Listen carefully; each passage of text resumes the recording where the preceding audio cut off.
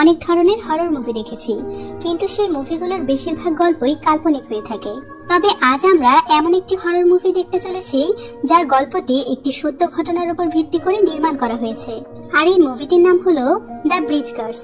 এটি 2020 সালে নেটফ্লিক্সে মুক্তিপ্রাপ্ত একটি তাইওয়ানিজ হরর মুভি। মুভিটির IMDb রেটিং 5.3 আউট অফ 10 এবং রটেন টমেটোসে মুভিটি 23% ফ্রেশ রয়েছে। তাহলে চলুন শুরু করা যাক দ্য ব্রিজ কার্স মুভিটির এক্সপ্লেনেশন।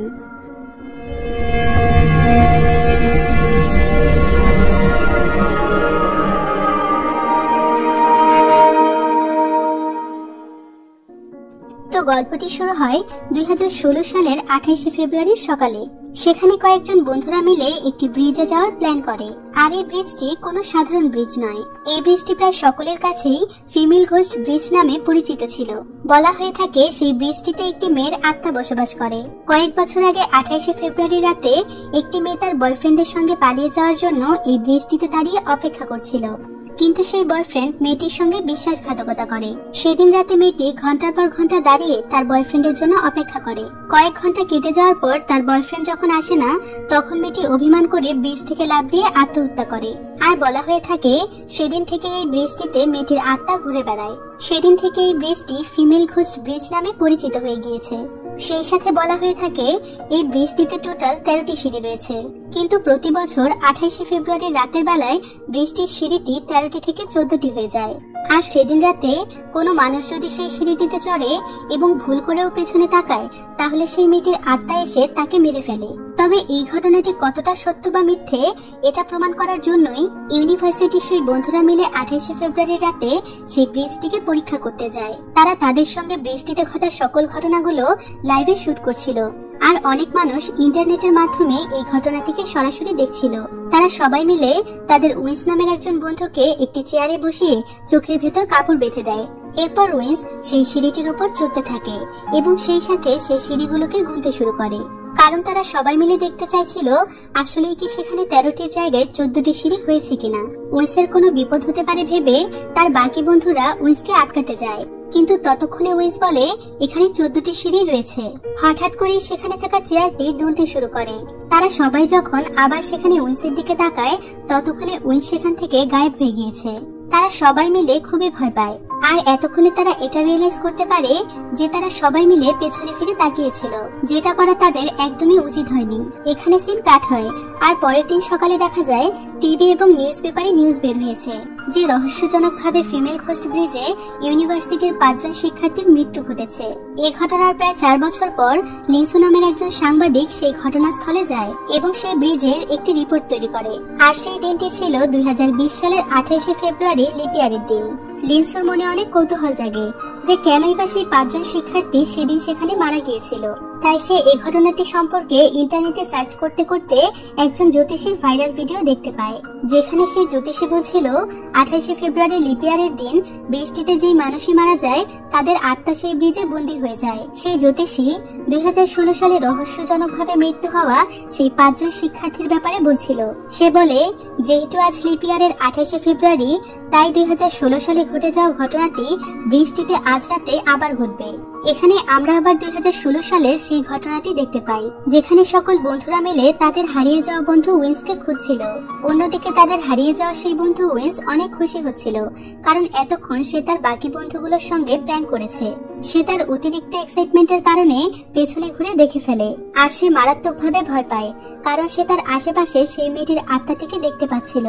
আর ঠিক কিছুক্ষণের মধ্যেই মেয়েটির আত্মাটি এসে তাকে ভয়ঙ্করভাবে মেরে ফেলে। এদিকে উইন্সের বাকি বন্ধুগুলো ইউনিভার্সিটিতে ফিরে এসেছে। উইন্সের একজন বন্ধু ডিচং উইন্সের নাম্বারে ফোন করে, কিন্তু উইন্স ফোন ওঠায় না, কারণ উইন্স তো মারা গিয়েছে। এরপর ডিচং তার গার্লফ্রেন্ড সানিয়ার সঙ্গে তাদের বন্ধুকে সেই ব্রিজটিতে আবার খুঁজতে যায়। তাদের সঙ্গে যে বাকি 3 জন বন্ধু ছিল তারা অলরেডি তাদের হোস্টেলে ফিরে এসেছে। তখন তাদের 3 জনের মধ্য থেকে একজন বন্ধু সাং ওয়াশরুমে যায়। সাং যখন বাথরুমে ছিল, তখন তার বাথরুমের দরজা কেউ একজন জোরে জোরে নক করে। সাং বাথরুমের দরজার দিকে নিচু হয়ে বাইরে তাকায়, কিন্তু সে কাউকে দেখতে পায় না। এরপর সে যখন বাথরুম থেকে বের হয়, তখন সে দেখতে পায় বেসিনের সকল ট্যাপ চালু করা আছে। আর সেই ট্যাপগুলো থেকে পানি পড়ে প্রতিটি বেসিন ভর্তি হয়ে গিয়েছে। সাং সেই ট্যাপগুলোকে বন্ধ করছিল, কিন্তু হঠাৎ করে সেখানে একটি বালতি আসে। সাং যখন সেই বালতিটির কাছে গিয়ে বালতিটির দিকে তাকায়, তখন সে সেখানে একটি ভয়ানক ছায়া দেখতে পায়, আর সেই ছায়াটি তাকে বালতির পানির ভেতরে চুবিয়ে চুবিয়ে মেরে ফেলে। অন্যদিকে হাসিন এবং ইউজিনও গার্লস ওয়াশরুমে যায়, আর ইউজিন তখনও তাদের সঙ্গে ঘটে যাওয়া ঘটনাগুলো শুট করছিল। ওয়াশরুমে পৌঁছানোর পর তাদের দুজনেরই মনে হচ্ছিল তারা ছাড়াও সেখানে অন্য কারো উপস্থিতি রয়েছে। ইউজিন যখন এই বিষয়টিকে চেক করে, তখন সে দেখে সেখানে কেউই নেই, কিন্তু ইউজিন তার বান্ধবী হাসিনকে সেখানে ভয়ানকভাবে ভয় পাইয়ে দেয়। এ কারণে হাসিন রাগ করে ইউজিনকে রেখে সেখান থেকে বাইরে চলে যায়। ইউজিন তার হাতে রং লাগিয়ে হাসিনকে ভয় দেখিয়েছিল। এ কারণে হাসিনের চলে যাওয়ার পর সে বেসিনে তার হাতগুলো পরিষ্কার করতে থাকে, কিন্তু কিছুক্ষণ পর সেখানে ইউজিন তাদের বন্ধু সাংয়ের আত্মা দেখতে পায়। সে প্রচন্ড রকমের ভয় পেয়ে সেখান থেকে পালাতে থাকে। অন্যদিকে হাসিন তার রুমের দিকে ফিরছিল, কিন্তু সেখানে হঠাৎ করে দুটি ভয়ানক হাত এসে হাসিনের পা টেনে ধরে। হাসিন অনেক ভয় পেয়ে তার বেডের উপর বসেছিল, কিন্তু সেখানে সেই মেয়েটির আত্মা এসে হাসিনকে অনেক ভয় দেখাচ্ছিল। হাসিন অনেক চিৎকার করার কারণে ইউজিন তার আওয়াজ শুনতে পায়, তাই সে হাসিনের কাছে আসে এবং তারা দুজন সেখান থেকে কোনো মতে পালিয়ে যাওয়ার চেষ্টা করে। তারা দুজন মিলে সিঁড়ি দিয়ে নিচে নামছিল। হঠাৎ করেই তাদের এটা রিয়েলাইজ হয় যে তারা অনেকক্ষণ ধরে সিঁড়ি দিয়ে নিচে নামছে, কিন্তু সেই সিঁড়িগুলো শেষই হচ্ছে না। তারা অনেকক্ষণ ধরে সেই সিঁড়িগুলো দিয়ে নামতে থাকে, কিন্তু অবশেষে তারা অদ্ভুতভাবে ইউনিভার্সিটির ছাদের উপর পৌঁছে যায়। এটা দেখে ইউজিন খুবই ভয় পায় এবং হাসিন তাকে বলে, তুমি ভয় পেও না, আমি তোমার সাথে আছি। কিন্তু মনে মনে হাসিনও অনেক ভয় পাচ্ছিল। ঠিক তখনই সেখানে সেই মেয়েটির আত্মা চলে আসে এবং সে হাসিনকে ধাক্কা দিয়ে ছাদ থেকে নিচে ফেলে দেয়, আর ইউজিনকে সেই আত্মাটি পানির ট্যাঙ্কির ভেতর ডুবিয়ে মেরে ফেলে। অন্যদিকে আমরা আবার সানিও এবং ডিচংকে দেখতে পাই। সেখানে সানিও উইন্সের ফোনে বারবার কল করছিল। কিছুক্ষণ পরেই তারা দুজন উইন্সের ফোন মাটিতে পড়ে থাকতে দেখে। এটা দেখে তাদের দুজনের এমন মনে হচ্ছিল যে উইন্স হয়তো ক্যাম্পাসে ফিরে গিয়েছে। তারা দুজন মিলে তাদের ইউনিভার্সিটির সিসিটিভি ক্যামেরার রুমে যায়, কারণ তারা দেখতে চাচ্ছিল এতটুকু সময়ের মধ্যে উইন্স কোন দিকে গিয়েছে।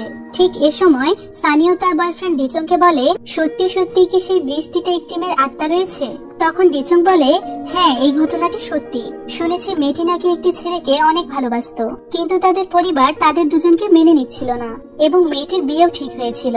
এই কারণে সেই মেয়েটি 28শে ফেব্রুয়ারির রাতে তার বয়ফ্রেন্ডের সঙ্গে পালিয়ে যেতে চেয়েছিল এবং তার বয়ফ্রেন্ডও তাকে কথা দিয়েছিল যে সেদিন রাতে তারা পালিয়ে যাবে, কিন্তু ছেলেটি তার কথা রাখেনি।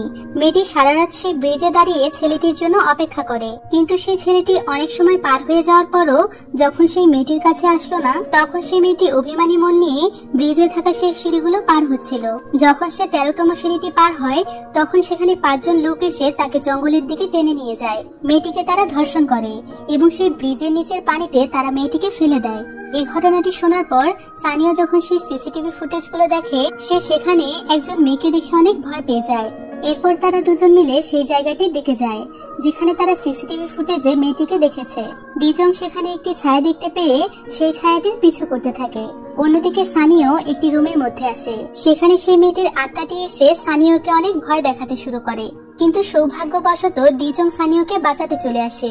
তারা দুজন সেখান থেকে দৌড়ে বাইরে চলে যায়। অন্যদিকে হাসিন, যাকে কিনা সেই আত্মাটি ছাদ থেকে ফেলে দিয়েছিল, তার জ্ঞান ফিরে এসেছে। এরপর সে যখন সামনের দিকে এগোতে থাকে, তখন সে ইউজিনের আত্মা দেখতে পায়। সেই আত্মাটি হাসিনকে বলে, তুমি তো আমাকে প্রমিস করেছিলে যে তুমি আমাকে বাঁচাবে, কিন্তু তুমি তোমার প্রমিস রাখোনি। ঠিক তখনই সেখানে সেই মেয়েটির আত্মা চলে আসে। হাসিন যখন তার হাত থেকে বাঁচতে চাইছিল, তখন সেই আত্মাটি তার ভয়ানক দুটি হাত বাড়িয়ে হাসিনকে টেনে নিচের দিকে নিয়ে যায়। আত্মাটি হাসিনকে প্রজেস করে ফেলে। অন্যদিকে সেই আত্মাটি সানিও এবং ডিচং এর সামনে ইউজিং এর রূপ ধরে চলে আসে। সানিওকে সেই আত্মাটি ভয়ঙ্কর ভাবে তার দিকে টেনে নেয়। এদিকে ডিচং সানিওকে বাঁচানোর অনেক চেষ্টা করে, কিন্তু সে ব্যর্থ হয়। আত্মাটি সেখানে সানিওকে মেরে ফেলে। এই দৃশ্য দেখে ডিচং সেখান থেকে দৌড়ে পালিয়ে যায়। ডিচং দৌড়তে দৌড়তে হাসিনের কাছে পৌঁছে যায়, কিন্তু হাসিন তো এখন কোনো সাধারণ মানুষ নয়, তাকে সেই মেয়েটির আত্মাটি প্রজেস করে নিয়েছে। ডিচং হাসিনের কাছে অনুরোধ করে আর বলে, তুমি আমাকে ছেড়ে দাও, এর বদলে তুমি আমাকে যা করতে বলবে আমি তাই করব। কিন্তু হাসিন বলে, এটা কোনোভাবেই সম্ভব নয়, আজকে তো 5 জনকে মরতেই হবে। হাসিন একটি মোহের মধ্যে থাকা সত্ত্বেও সে রিয়েলাইজ করতে পারে যে ডিচং তার বন্ধু। তাই হাসিন ডিচং এর হাতে একটি ইট তুলে দেয় আর বলে, এই ইটটির সাহায্যে তুমি আমাকে মেরে ফেলো। কারণ আজ শুধুমাত্র 5 জনকে মরতে হবে, আর আমাকে মারলে সেই 5 জনের সংখ্যাটি পূর্ণ হবে, ফলে তুমি বেঁচে যাবে।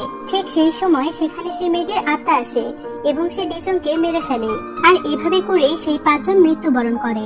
কিন্তু এখন কথা হচ্ছে, যেহেতু সেদিন সেখানে 5 জন মৃত্যুবরণ করেছে, তাহলে হাসিন এখনো বেঁচে আছে, কারণ তারা মোট 6 জন বন্ধু ছিল, আর নিউজে 5 জনের মৃত্যুর কথা বলা হয়েছে। এর সাথে আমরা বর্তমান সময়ে ফিরে আসি, আর এখানে দেখতে পাই সাংবাদিক লুসিন সেখানে জানতে পেরেছে 2016 সালের 28শে ফেব্রুয়ারির ঘটনাটিতে সেখানে মোট 6 জন বন্ধু ছিল, কিন্তু মারা গিয়েছিল 5 জন। তাহলে তাদের মধ্য থেকে একজন বন্ধু এখনো বেঁচে আছে। ইন্টারনেটে লুসিন পুরনো ফাইল এবং ফটোগ্রাফ দেখে জানতে পারে 2016 সালের আগে 2012 সালেও সেখানে সেই একই ঘটনা ঘটেছিল, অর্থাৎ 2012 সালেও সেখানে 5 জন শিক্ষার্থী মৃত্যুবরণ করেছিল। সাংবাদিক লুসিন 2012 এবং 2016 সালের ঘটনা দুটির মধ্যে একটি জিনিসের মিল খুঁজে পায়, আর সেটা হলো হাসিন। অর্থাৎ 2016 সালের মতো 2012 সালেও সেই বন্ধুগুলোর সঙ্গে হাসিন ছিল।